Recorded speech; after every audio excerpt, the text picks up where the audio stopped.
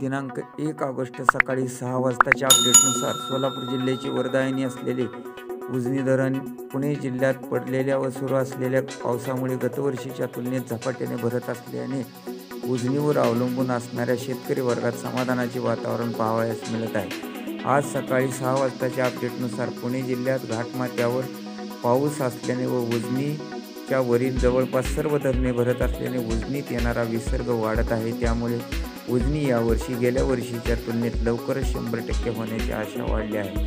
आज सकाळी 6 वाजता उजनी धरण 57.33% झाले असून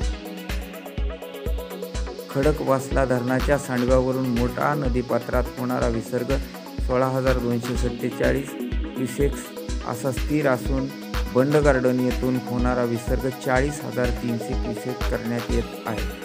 तो कालपेक्षा जवळपास 13,000 क्युसेक्सने वाढला आहे। अशा ताज्या अपडेटसाठी ATN मराठीला सबस्क्राईब करा व मिळवा ताज्या अपडेट।